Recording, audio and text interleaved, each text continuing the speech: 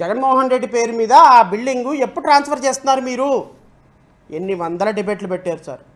నన్ను అడిగారు ఓ రోజు ఋషికొండ మీద డిబేట్ మీద రండి శ్రావణ్ గారు అని, వెంకటకృష్ణ. నేను అడిగాను, ఆ ఋషికొండ బిల్డింగ్ ఎవరిది సార్, ఎవరి పేరు మీద కడుతున్నారో అన్న. ఆ ప్రభుత్వమే అన్నాడు. మరి ప్రభుత్వం కడితే నేను వచ్చి ఏం డిబేట్లో ఏం మాట్లాడతానో, అది ప్రభుత్వం దగ్గరే ఉంటుంది కదా, అది ప్రభుత్వానికి సంబంధించిన బిల్డింగ్ కదా, అదేమన్నా జగన్మోహన్ రెడ్డి పర్సనల్గా రేపొద్దున ఆయన ముఖ్యమంత్రి అయితే దాంట్లో ఉంటాడు, ఆయన ముఖ్యమంత్రి దిగిపోయిన తర్వాత ఇంకొక ముఖ్యమంత్రి వస్తాడు ఉంటాడు. ఇప్పుడు చంద్రబాబు నాయుడు వెళ్ళినప్పుడు ఉండొచ్చు కదా దాంట్లో, రేపు మొన్న పవన్ కళ్యాణ్ వెళ్ళినప్పుడు ఉండొచ్చు కదా దాంట్లో. సో ప్రభుత్వ అధికారిక లాంఛనాలతో ఇప్పుడు 400 కోట్లకు ఒకరోజు యోగా చేశారు, అది దుర్వినియోగం కాదా? ఒక బిల్డింగ్ కట్టాడు 400 కోట్లతోటి, ఉంటుంది అది.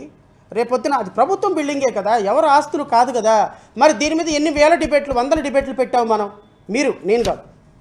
అంటే ప్రజలను ఈ విధంగా మ్యానిపులేట్ చేయొచ్చా అనిత గారు? ప్రజల్ని ఈ విధంగా తప్పుదోవ పట్టించా మేడం? ఈ విధంగా మరి 100 కోట్ల రూపాయలకి ఎంత డిఫమేషన్ వేయాలి మీ మీద? అరే మనం మాట్లాడేదానికి మనం నోటి శుద్ధి ఉండాలి.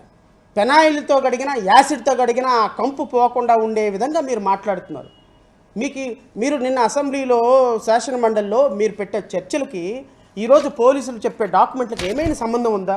నేను అడుగుతున్నా రాష్ట్ర ప్రభుత్వంలో పెద్దల్ని. ఈరోజు ఏపీసీఐడి చేసిన ఆరోపణల మీద మీ ప్రభుత్వం బహిరంగ చర్చకు సిద్ధమా?